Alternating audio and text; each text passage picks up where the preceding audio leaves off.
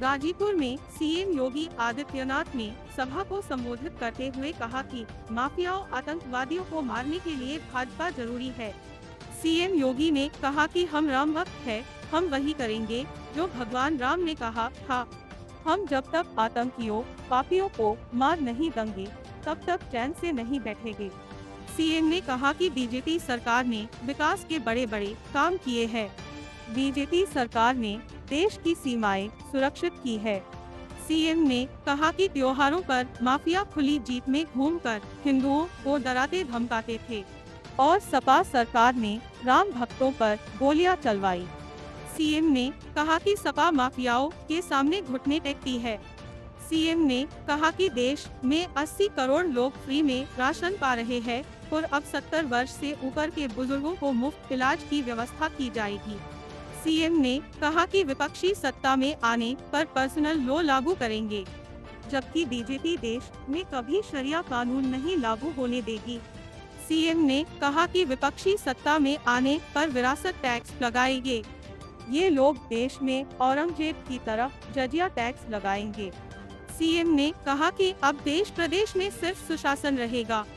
CM ने Ghazipur seat से सपा प्रत्याशी अफजाल अंसारी पर निशाना साधते हुए कहा कि वो लोग खुद को ब्रिगेडियर उस्मान का वारिस बताते हैं, जो पूरी तरह झूठ है। ब्रिगेडियर उस्मान का उनके घर से कोई नाता नहीं है। वे लोग जनता को गुमराह कर रहे हैं। यहाँ का भी माफिया है। जब अपने काले कारनामों को छुपाने के लिए कोई जगह नहीं मिलती, कहता हम ब्रिगेडियर उस्मान के परिवार के लोग हैं। भाइयों, इस माफिया परिवार का ब्रिगेडियर उस्मान के परिवार से कोई संबंध नहीं है, कोई संबंध नहीं। जो कहता झूठ बोलता है। इससे कोरा झूठ कोई नहीं हो सकता है। इससे कोरा झूठ अगर समाजवादी पार्टी कहे कि हमने राम मंदिर बना दिया, क्या आप मानेंगे? मानेंगे क्या? अरे राम भक्तों पर गोली चलाने वाले मंदिर क्या बनाएंगे? आतंकवादियों के पैरोकार और माफियाओं के सामने घुटने टेकने वाले राम मंदिर का निर्माण, और आपको सुरक्षा क्या प्रदान करेंगे? सुशासन और कानून के राज की बात क्या कर सकते हैं लोग? अपने पापाचार, अपने अनाचार, अपने भ्रष्टाचार के कारण आकंठ बेईमानी में घुसे हुए समाजवादी और कांग्रेस का एक गठबंधन ये कहते हैं कि सत्ता में आएंगे तो पर्सनल लॉ लागू करेंगे। पर्सनल लॉ का मतलब आप जानते हैं? पर्सनल लॉ का मतलब पानी वानी शासन। बहन और भाइयों, हम घोषणा करते हैं, भारत बाबा साहब भीमराव अम्बेडकर के द्वारा बनाए गए संविधान से चलेगा भारत। अपने यहाँ शरिया कानून लागू नहीं होने देगा। बहन और भाइयों, ये शरिया कानून में पर्सनल लॉ का मतलब क्या? इसका मतलब है महिला बेटी स्कूल नहीं जा सकती, महिलाएं मार्केट नहीं जा सकती, घर के अंदर बुर्का पहन करके दुपट्टे रहना पड़ेगा उन्हें। 3 तलाक को प्रथा को ये फिर से लागू करना चाहते हैं। हम इसे भारत की धरती में फिर से लागू नहीं होने देंगे, भाजपा की घोषणा है।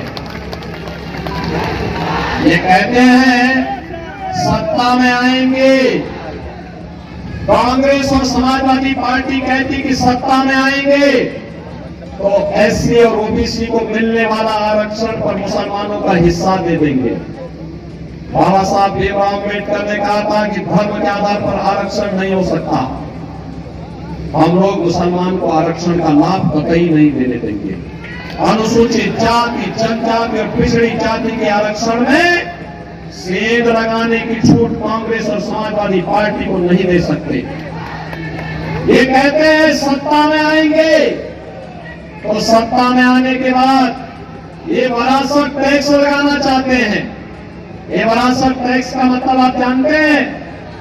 बहन और भाइयों, विरासत टैक्स का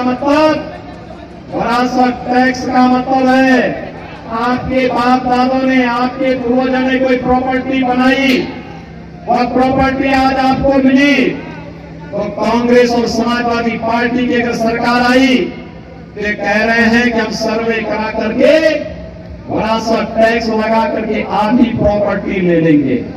क्या आप अपनी प्रॉपर्टी में से आधा हिस्सा क्या किन लोगों को दे देंगे? क्या लेने देंगे? क्या?